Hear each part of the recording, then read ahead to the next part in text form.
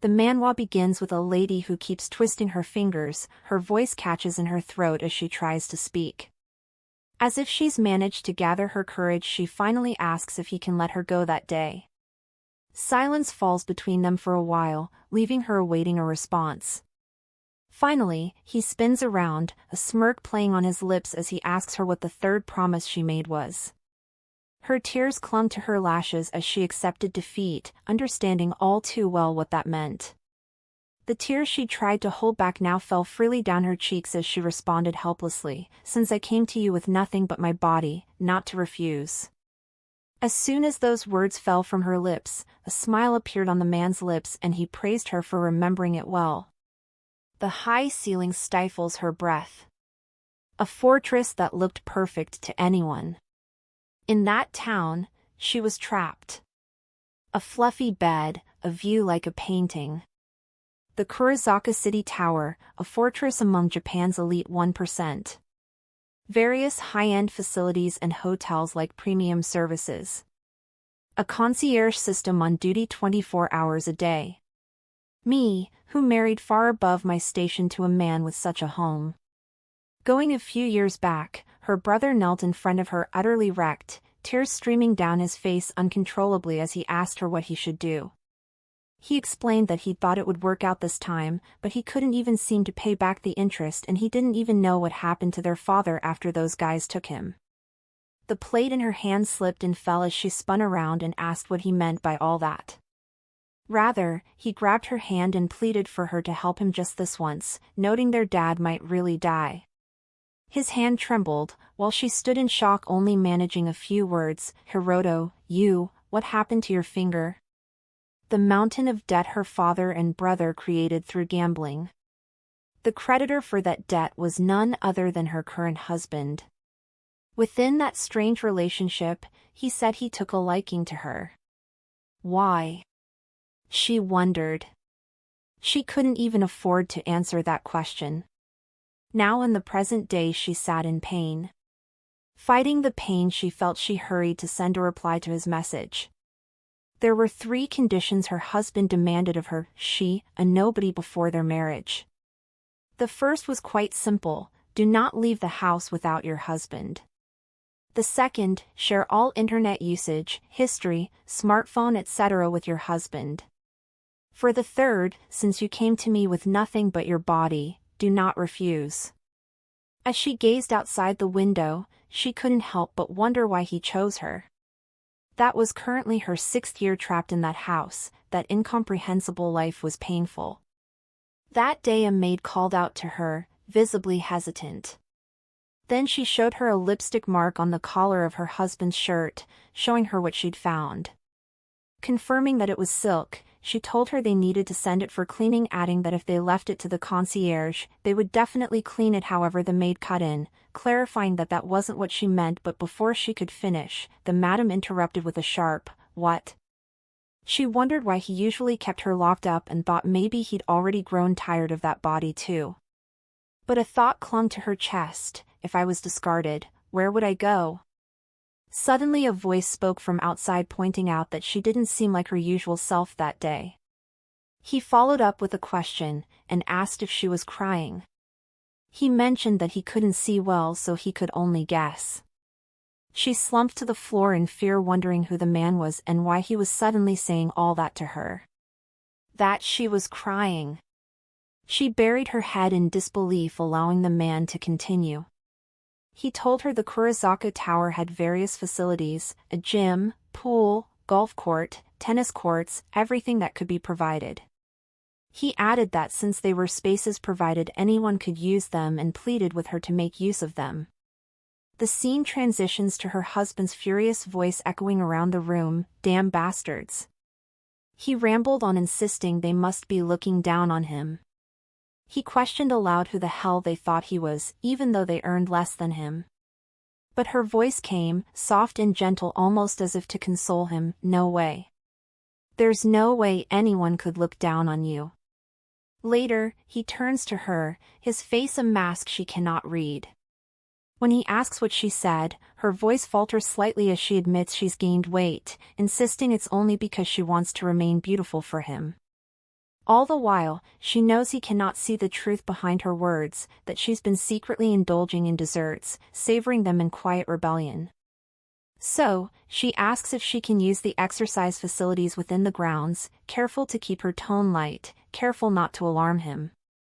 Later, she walks around the pool, each step measured, his instructions echoing in her mind, be modest. Don't stand out. And in return she gently reassured him that she'll only just exercise.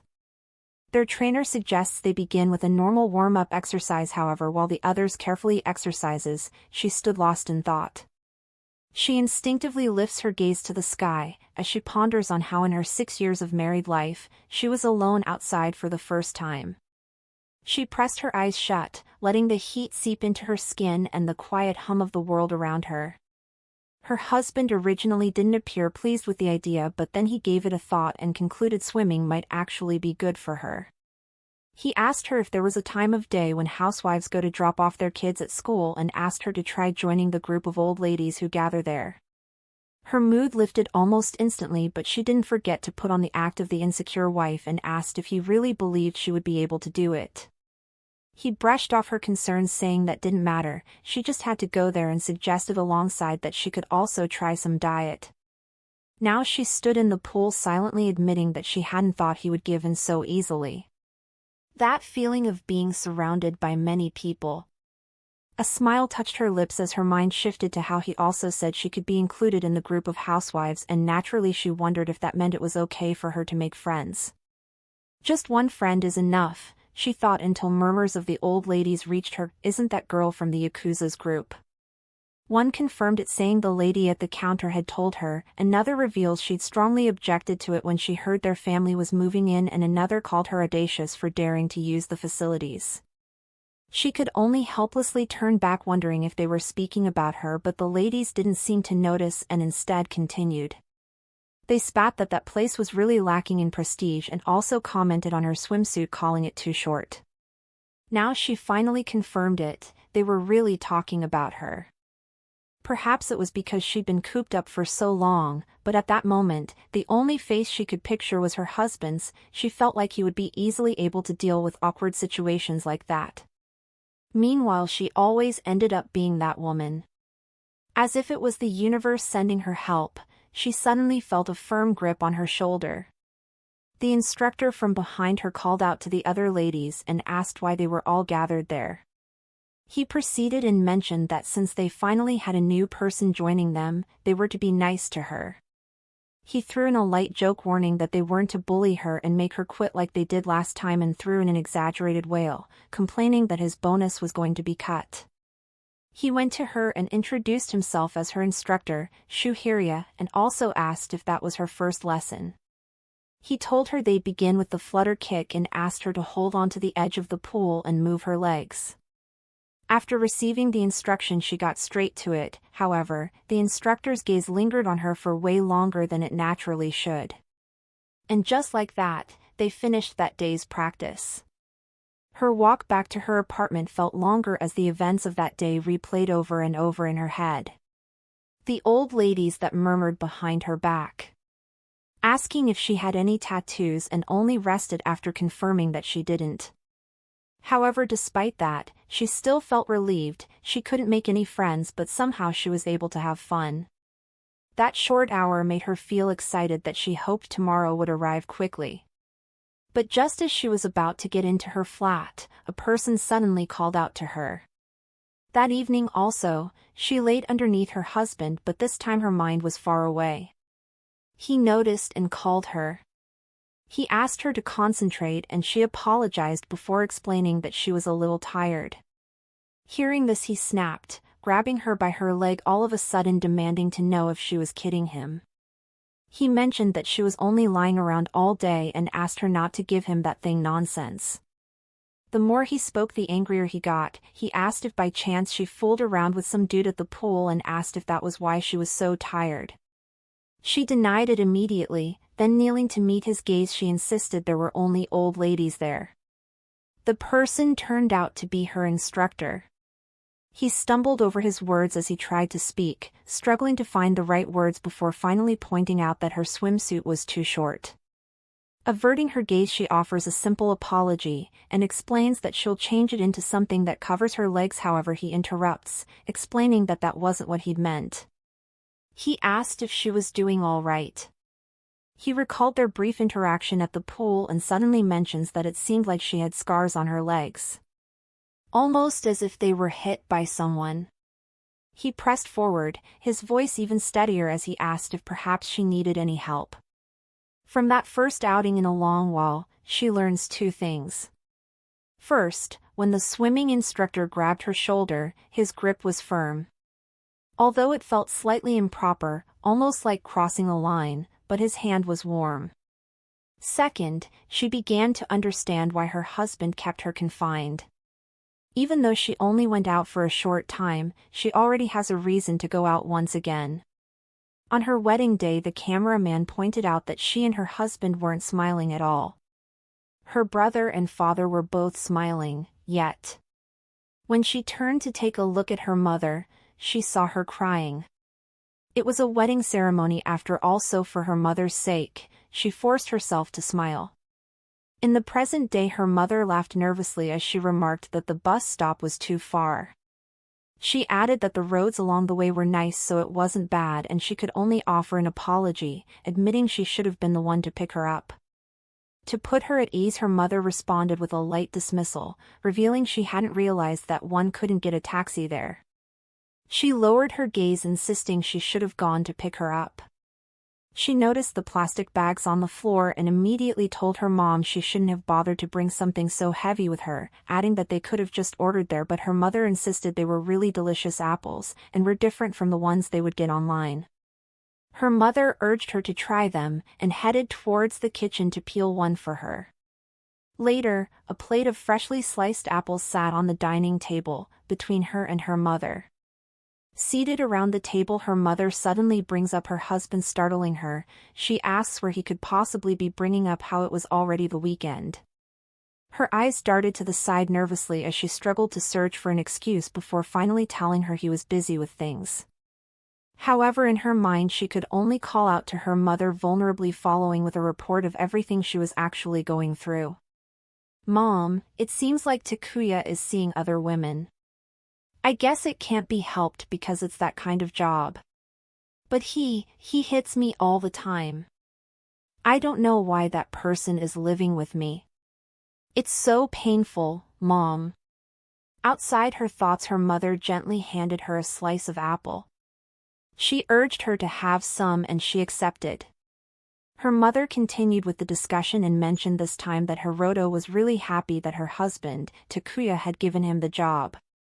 She continued, stating that just because he was his brother-in-law, he treated him so well, mentioning how he'd even helped them with a lot of things when we moved recently. She went on, commenting that their family were truly blessed. However, she cut her off, her voice hitched with urgency as she demanded to know if that person had given her brother a job. In response, her mother jokingly reminds her that she had repeatedly complained about Hiroto always fooling around, and she adds that this is exactly why he is now working under her husband. At that, she abruptly rose from her seat and called out to her mother in protest. She asked her if she was aware what kind of job that person was doing.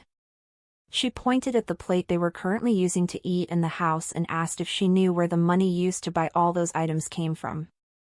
Her hands trembled as she finally brought up Hiroto's fingers, but her mother suddenly called her.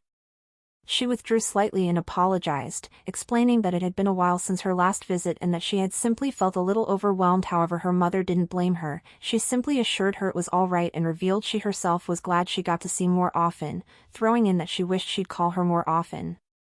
Turning to the apples on the table, her mother asked if she didn't like apples and encouraged her to have another slice, but instead of answering, she simply remained still, standing there in silence. Sensing her hesitation, her mother softly asked if there was something she wanted to say, but before she could respond, the sudden click of the door unlocking cut through the tension and broke the moment entirely. Her mother asked if it was Takuya, and she could only respond in shock that he wasn't supposed to be home yet. Once he got in, her mother greeted him warmly and headed towards the kitchen to prepare something for him. However, she was met with a cruel dismissal as he asked if she barged her way into his house and even used his kitchen. Her mother didn't respond to that. She simply stated that it might still be too early to make dinner and mentioned that she'd gotten apples that Hina liked. Hearing that, Takuya turned to her. He had a sick expression on his face as he asked if she wanted to eat apples. Terrified, she clutched her hands to her chest and mentioned how her mother had gone out of her way to come there, but that only caused him to snap. He yelled that he told her he didn't tell her to, saying if she brings one in they'll start swarming there like ants. He asked who it was going to be next, if she planned to bring in more relatives there to support her.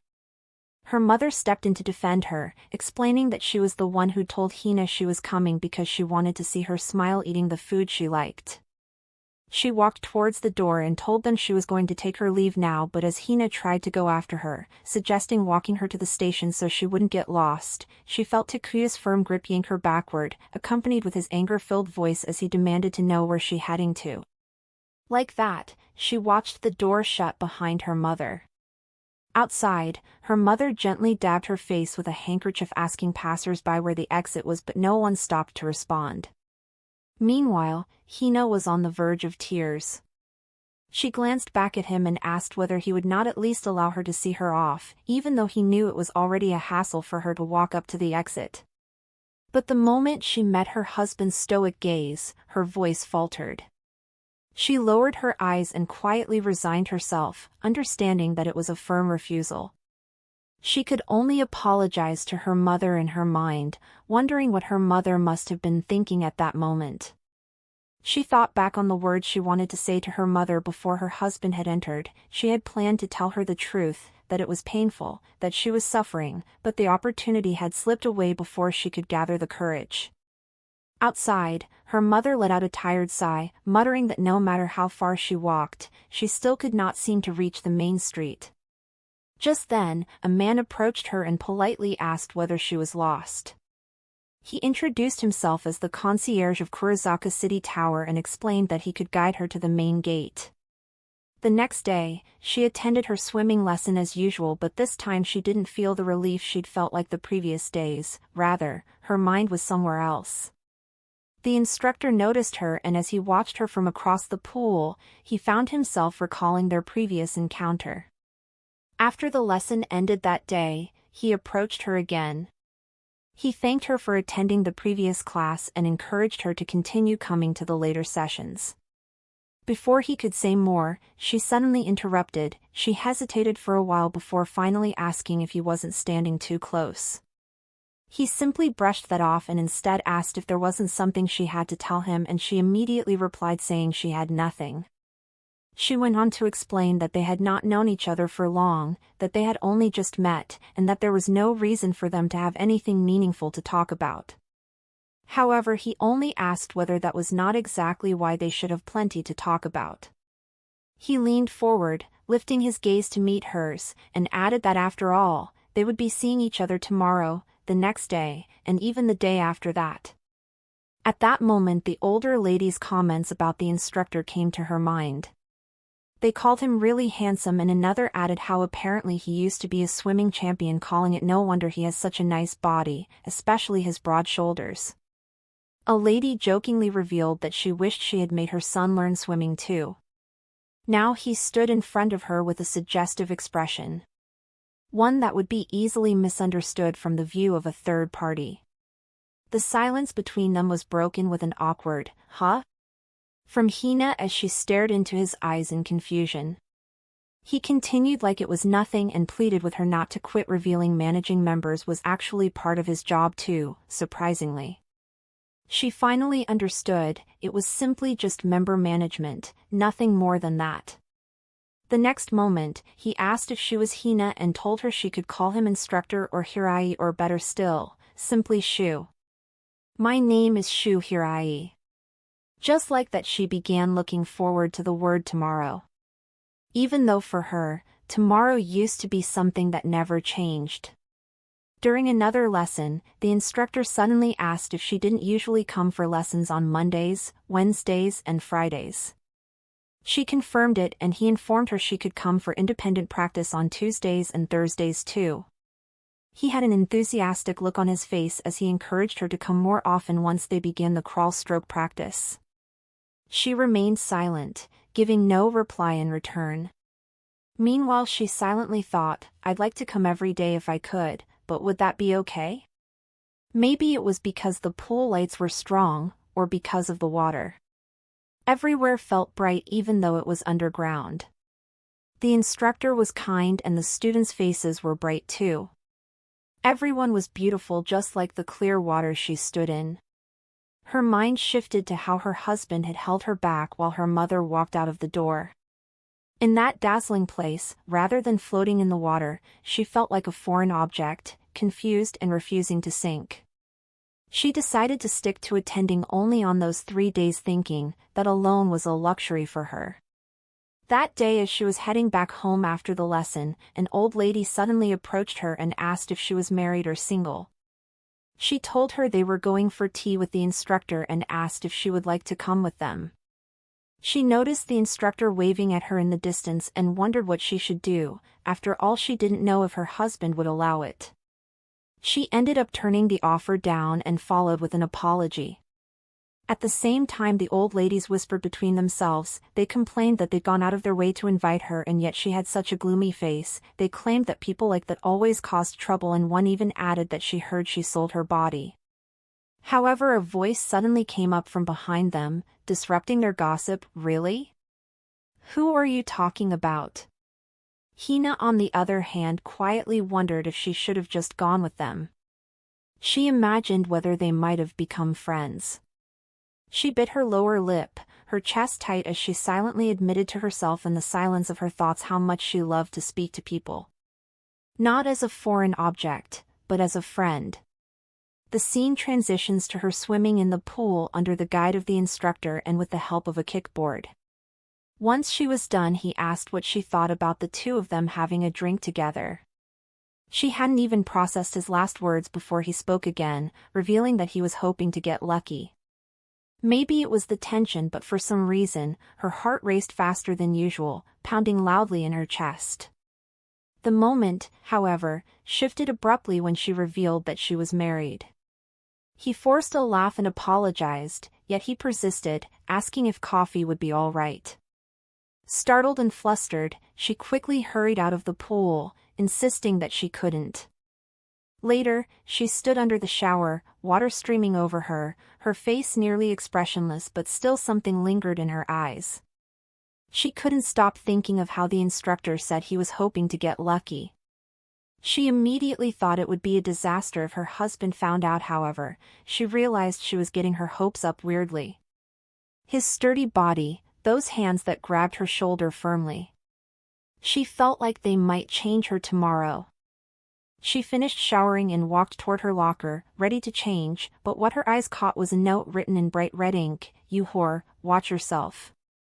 She quickly understood that it was nothing more than a presumptuous thought that she'd had before, as the only tomorrow allowed for a foreign object was one of fear and tears. She went to the receptionist hoping to get enough clarity on the incident. The lady asked if she had lost something, and she shook her head, saying no. She began explaining that nothing was actually missing, but before she could finish, the receptionist cut her off, demanding to know what, then, was the matter. She hesitated, unsure how much to reveal, before finally admitting that someone had opened her locker. Her valuables were still inside, but a note had been left behind, and she couldn't even fathom who would do such a thing or why. Minutes passed, and she found herself unable to fully explain the details of what had actually occurred. Meanwhile, the delay only seemed to irritate the receptionist further. The receptionist explained that the changing room had no cameras, but as long as nothing was missing, it was at least okay. She suggested that the old locks might have simply popped open on their own, her tone edged with annoyance. She pressed on, asking if they could agree there was no real problem, mentioning that her shift was almost over. In the end, she offered a strained apology before making her way back to her apartment, the note still lingering in her mind. She stopped going to the pool after that. Since she stopped going out, the instructor became someone who never even existed to begin with. Just like it had always been. The smell of chlorine, the feel of water, it all felt like it was just a short dream.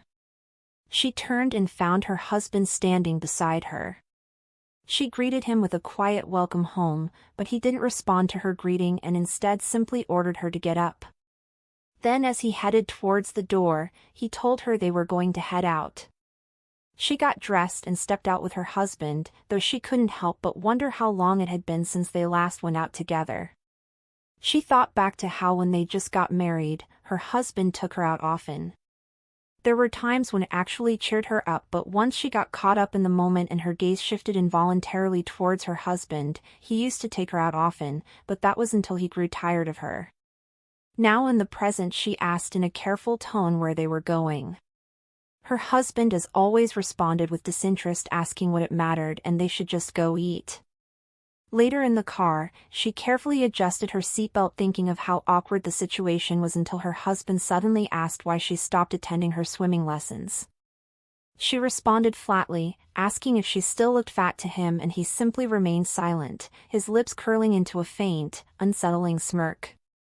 As they drove, she pondered on how a car was a man's most cherished and private sanctuary.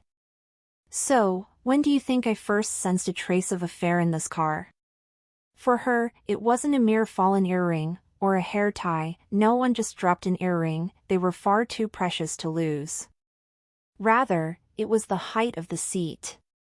It wasn't at the default setting, nor was it at the height she usually used, it was the height that someone else had adjusted. She took that as something telling her that she was no longer the one meant to be in his life. It was the jarring realization, she was married off as if she were sold for her body, so she could only wonder. If he stops wanting me, and if I grow to hate his touch, where on earth am I supposed to go? Suddenly, the car screeched to a halt at the red light, and in that sudden pause, his hand shot out, gripping her chest before she could react. A slow, crooked smile spread across his face as he commented on how, luckily, she hadn't lost any weight there. Her cheeks burned, and a single tear welled in the corner of her eye as she let out a soft plea for him not to do that in the car. As they walked back to her apartment, she noticed a person emerge from a room ahead. The man carried an unusual grace, and a calm that felt unusual, and she was even more surprised when he turned toward them. The man greeted her and asked if she was Mrs. Iwagami Hina, revealing that he was the concierge at Kurizaka City Tower. Her husband immediately spoke up, annoyance threading his words as he demanded to know what was going on. The man continued, mentioning that he had heard there had been some trouble at the pool recently, but she wasn't paying any attention to his words, she was only concerned about who this man with striking appearance standing before her was. He offered a sincere apology for any inconvenience caused, explaining that the residents' safety and comfort were always the top priority, and asked if she could tell him more about what had happened that day. Her husband turned to her instantly demanding an explanation, but her attention lingered on the concierge, and in that moment she finally remembered the voice she had heard from outside their apartment and the fleeting glance she had caught before closing the door. He asked her to allow him to help, reminding her calmly that it was his job after all. However, the situation quickly spiraled as her husband grabbed the concierge by the collar, his voice sharp with anger, demanding to know why he couldn't get in. She stepped forward trying to reason with him, but before her pleas could get to him, the concierge spoke again. He noted that he needed to speak with the madam alone in order to understand the situation. "Even if you're her husband, please refrain." Before the situation had spiraled, he asked if she could tell him what had happened that day and suggested they go somewhere more comfortable to talk. He began to lead the way, calm and collected, while her husband turned to her, voice sharp with frustration, demanding to know what the hell had happened. He led them to the counseling room and repeated that in there he would speak to Hina alone. Her husband suddenly lunged forward and grabbed him by the collar, his voice erupting with anger as he demanded to know what he was planning to do to his wife. The concierge did not resist, did not even flinch, he remained calm and tried to reason with him, explaining that he was not doing anything inappropriate but was simply trying to resolve the problem. He continued, stating that in situations like that, the truth was more likely to come out when others did not interfere, when there was space to speak freely, yet every one of his words only seemed to irritate her husband further.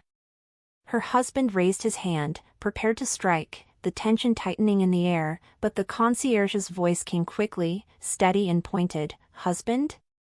Everyone is watching." Her husband finally let go, yet the anger burning in his eyes did not fade so easily, lingering heavily between them, and without another word she followed the concierge into the counseling office. Once they got inside, she was the first to speak. She asked him to apologize to her husband once everything was over, insisting that she had no desire to speak without her husband present. Her whole body trembled, her voice faltered and her words grew heavier each time they left her lips, as she admitted that he seemed really angry. The concierge did not argue. He simply pushed a cup of tea toward her across the table. Then leaning over her slightly, he reminded her that they were there to talk about what had happened the previous Wednesday, not about her husband's story. She let out a sigh of resignation and then turning towards him she finally asked what it is he wanted to know. Later, he asked about the note, and she admitted that she had thrown it away in the lobby trash can. He told her she should not have discarded it so carelessly and she apologized immediately, but he brushed it off and admitted that he should have been the one apologizing instead. He explained that he had already gathered the full story and would handle the matter on his end. To reassure her he added that even though there were no witnesses and camera footage, he would find a way manager and lastly asked her to trust him. She agreed, though her voice carried hesitation, and almost immediately she brought up her husband again. The concierge paused before suggesting that they come up with another excuse, which left her staring at him in confusion. He explained that if they claimed she was being threatened, it'll only drive her husband into worry, so it would be better to think of some simple excuse which would mean it'll become their little secret. Once she got outside, her husband, still annoyed, immediately demanded to know what the man had said to her and she revealed it was nothing in particular, he only apologized. However, the sight of her trembling, her silence, the way she avoided his eyes, made something snap inside him. Before she could even process what was happening, the air was torn apart by the sharp yell of a man demanding to know what the hell had happened. People nearby gasped, hands flying to their mouths in shock as they turned toward the commotion. He had already grabbed her by the wrist, pulling her toward him, his voice rising as he demanded to know who it was, what had happened, and who the hell had laid a hand on her. She tried reasoning with him and called out to him several times. But the color drained from her immediately once her gaze shifted to the crowd and landed on a familiar figure, to be precise the instructor. She felt a sharp sting in her chest, her whole body went rigid and she stopped resisting, the entire atmosphere felt suffocating. Memories from the past, similar scenarios replayed in head and she could only tiredly plead for him to stop. The scene from earlier, the concierge calling his attention to the crowd present. As he dragged her forward and the weight of humiliation pressed down on her chest, she forced herself to gather what little strength she had left, her voice breaking as she shouted that they were being watched. The words cut through his fury just enough to make him stop. She lowered her head, her voice small and strained, and asked that they go home. Later, her husband's voice rang out asking her to repeat herself. He asked if she thought he'd believe an excuse like that she'd picked up a towel and they'd mistaken it for stealing, but she just insisted that it was the truth. But her husband's voice suddenly came again, "How much you laughed in front of another man. How foolishly you behaved. Are you telling me to just live my life imagining it all? You expect me to just endure it? How far am I supposed to trust you? Even lying now, huh? You think I sent you to the pool so you could keep secrets? You said you wanted to stay beautiful for me. That's why I let you go, and yet..." The exhaustion in her eyes faded, replaced by something else. It was strange, once she had a secret from her husband, she could see his secrets too. The man she feared was more childish than she thought. He was throwing a tantrum. Just as she stared at him, trying to read him, he suddenly yelled, startling her. He asked her to not just stay quiet, to try making some excuses or something. Finally she parted her lips, letting out a soft as she tried to come up with an excuse when a sharp knock interrupted. To her surprise, the receptionist stood outside with a low bow and an apology. The concierge spoke next. He apologized for coming so suddenly and revealed the receptionist had told him she wanted to apologize properly. Again the receptionist lowered her head. This time she actually spoke. She admitted that she'd acted rudely without knowing she was the one who picked it up and apologized for causing her embarrassment. Her husband, unconvinced, stood with an irritated expression questioning what the sudden farce was. However, Hina on the other hand simply stood still processing everything. She recalled their brief interaction at the front counter and thought back on how she thought she was a scary person.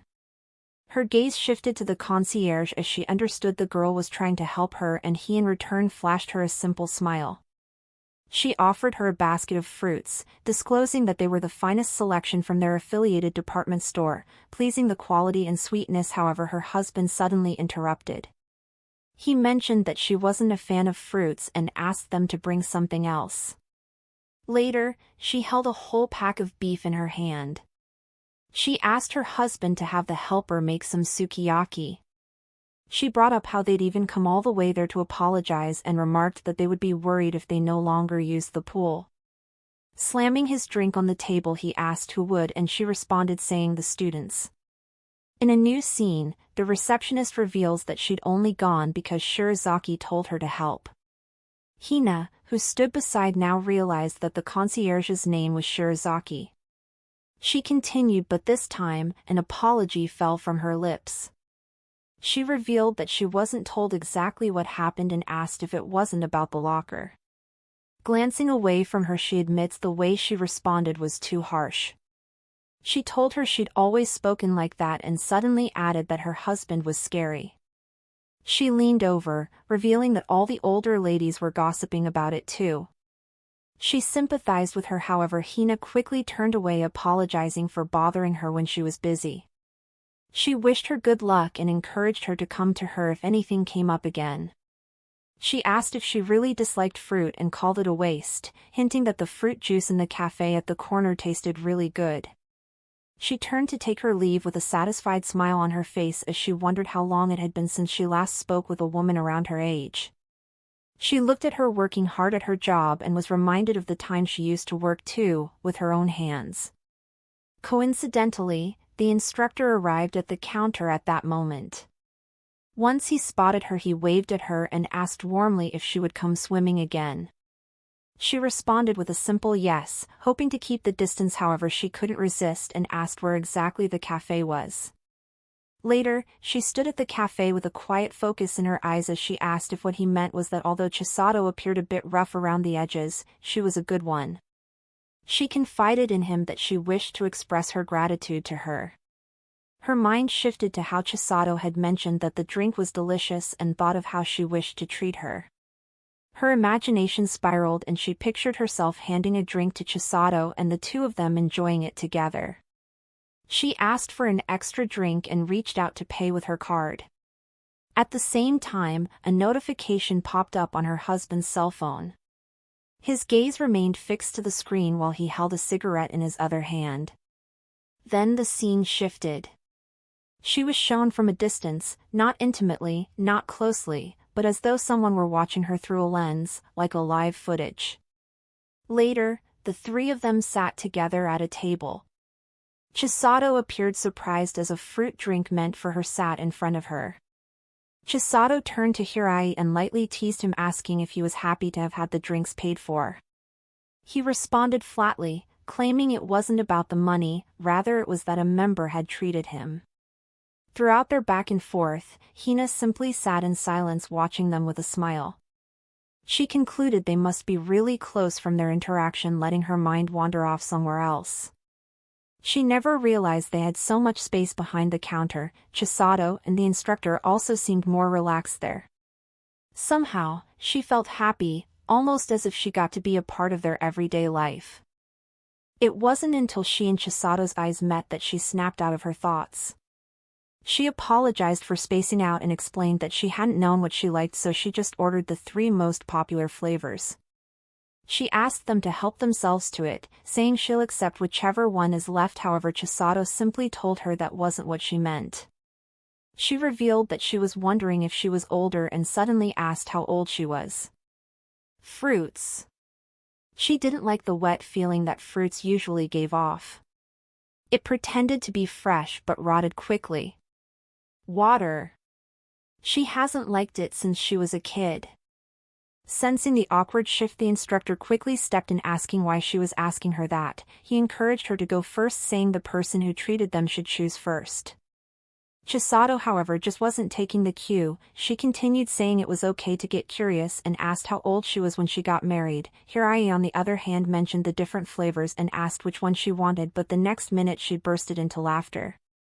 She apologized and explained that Hirai seemed like an instructor whenever he was with her and the other students, but with Chisato, he seemed like a student, and she thought the two of them were cute. Afterwards, she revealed she was 28 years old. The instructor's gaze lingered on her more than it should until he realized and turned his head shyly. However, this was witnessed by Chisato. She raised her brows slightly, a faint smirk appearing at the corner of her lips as she asked, "Really?"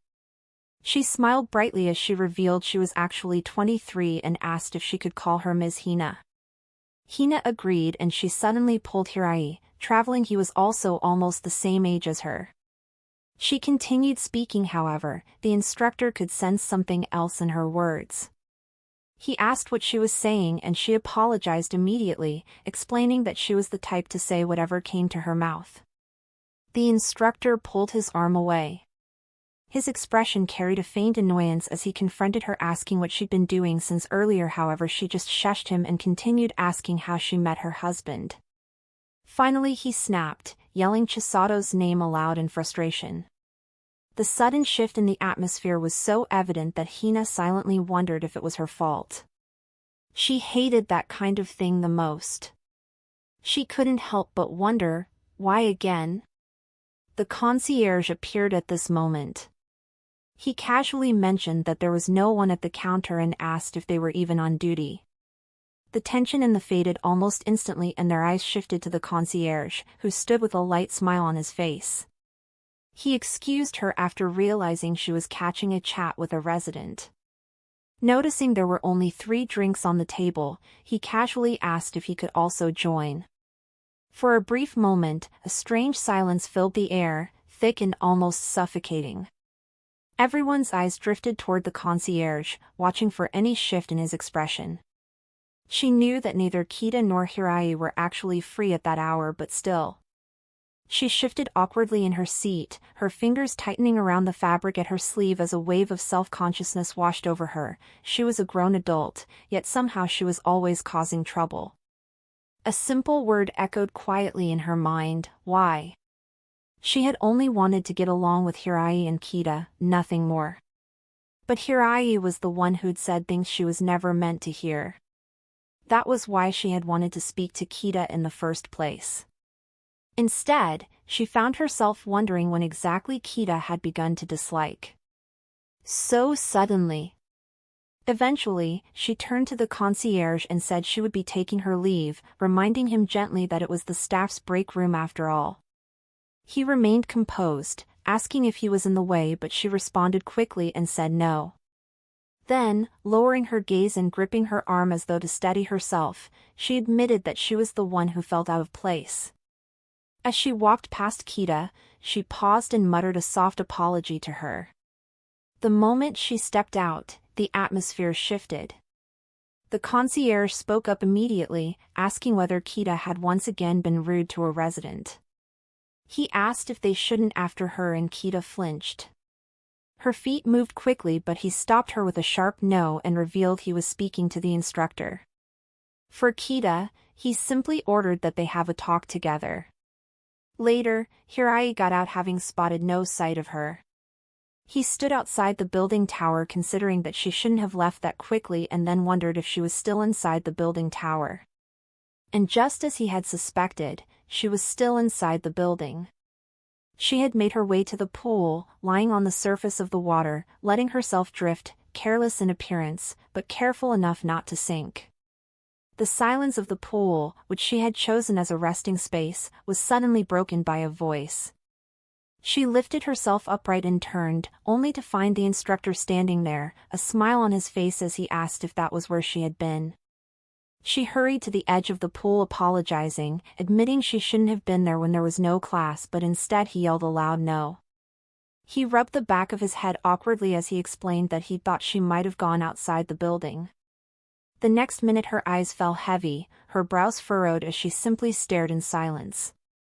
Then she suddenly revealed that she'd used her husband's credit card and he contacted her.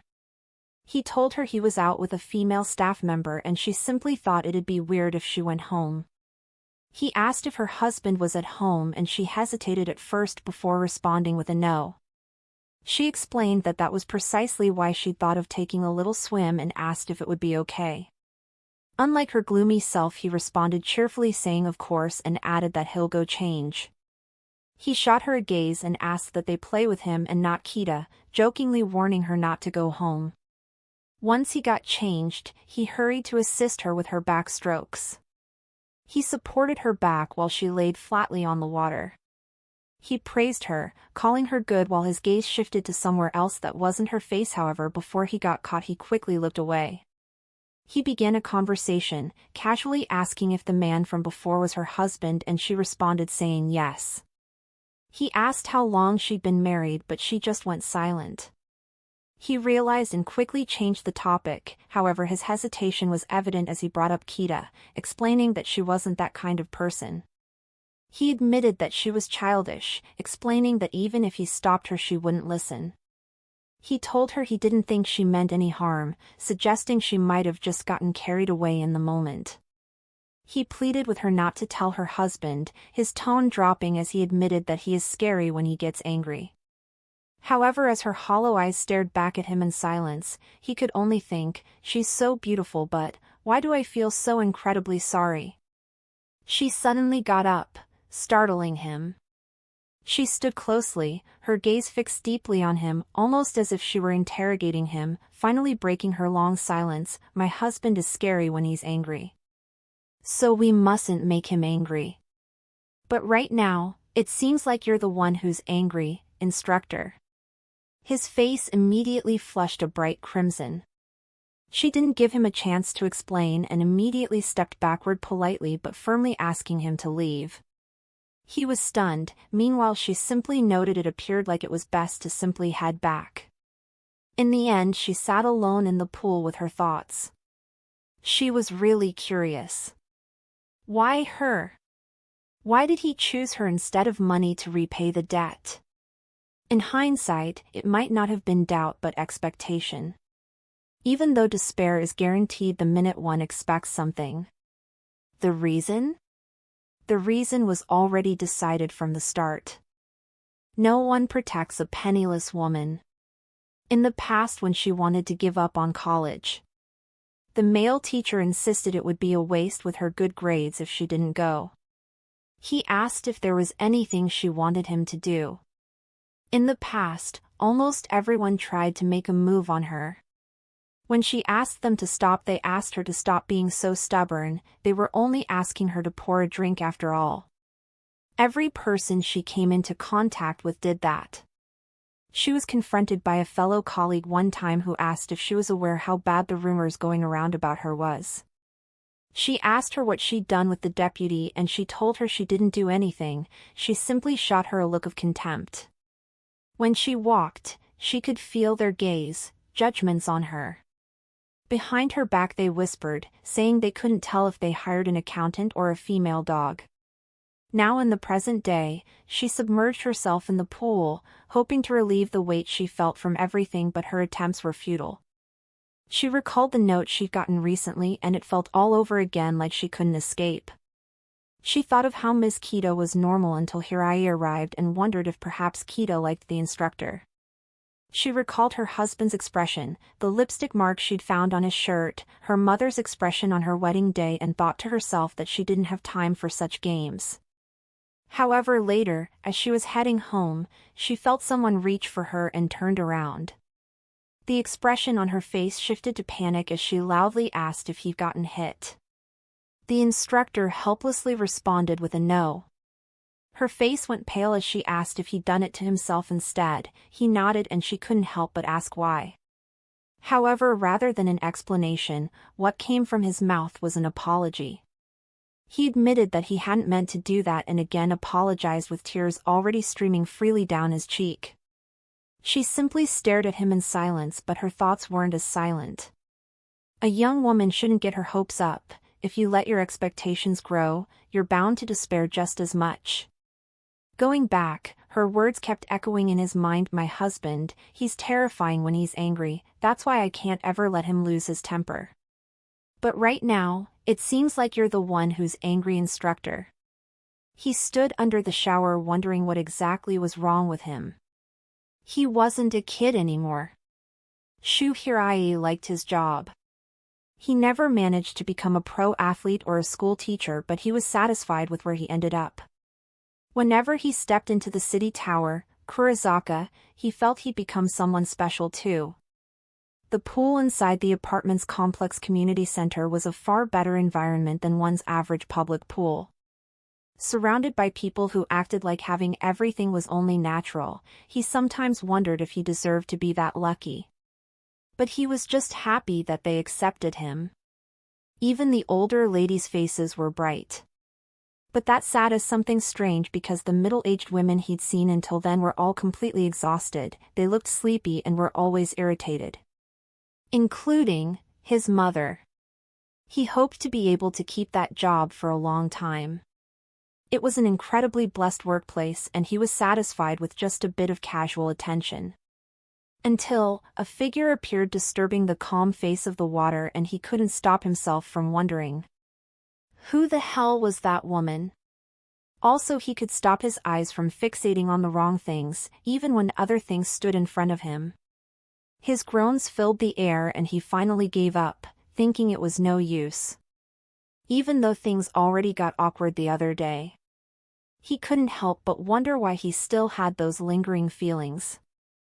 The feeling intensified and he could only slap himself.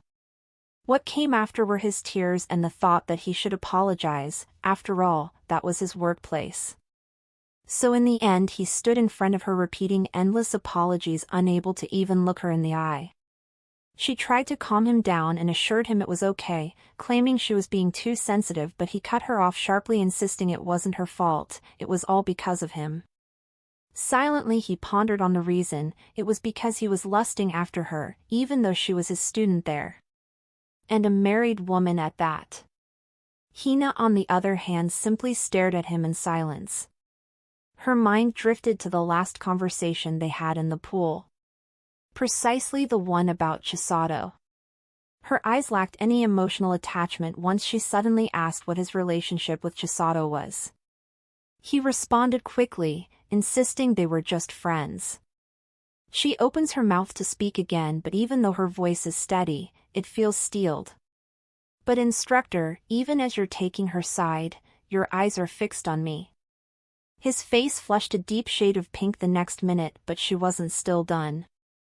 She raised a hand over her mouth, unable to face him, as she asked if that meant they were also just friends. There was a sudden rainpour and the older ladies hurried to take the underground passage while the two of them remained together. Her voice was steady but low as she muttered to herself, "Look at this, whenever I think about playing with fire, it rains even when the sky is clear." Going back, he was caught off guard by her sudden question. He tried speaking on what kind of relationship existed between them, but he just couldn't. His thoughts were more clearer. Their relationship was a student and teacher. She was a married woman and he was aroused by her. She looked up at him with an expectant gaze as she asked if they weren't friends.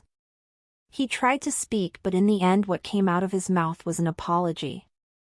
She took a step back, a simple "I understand" leaving her lips. But once she turned away, he suddenly called out to her. He pleaded with her to wait for a minute as he hurried down the stairs trying to catch up to her. When he finally got down, he couldn't find a trace of her. He called out for her several times, but she just remained silent. She looked up at the sky, continuing her walk under the pouring rain. She admitted to herself finally that she was so lonely, lonely enough it made her want to die, but at that moment, the instructor caught up to her. He dropped to his knees yelling at her name. When she finally turned around, he admitted that they couldn't be friends because he had impure feelings towards her. She told him that wasn't what she meant when she asked that and turned again, ready to leave, but he kept calling her name. His apology followed, and then she finally turned around, her cheeks red as she admitted that no one ever took her side. Her eyes were filled with tears in a matter of seconds as she asked him why it was like that, admitting that she was lonely. She recalled the looks everyone had given her. How her mother asked excitedly if it was true that the man had said he wanted to marry her. She said no one ever listened to what she was actually saying. They only criticize her life or ask her to endure it. He caught up to her and wrapped his arms firmly around her. Without a word, he placed a hand gently but firmly over her head as if to shield her from those who only criticized her. Wanting to quickly excuse herself from the interaction, she asked him to head back, pointing out how they didn't have an umbrella, but he simply remained silent. Not a part of his body moved in agreement. Finally, her body softened, her shoulders dropped, as she let herself simply melt into the warmth of his embrace. Wow, this is going to be so troublesome. Thank you guys for watching. Sadly, this is as far as they have released, and also don't forget to leave a like and subscribe and anticipate the next video.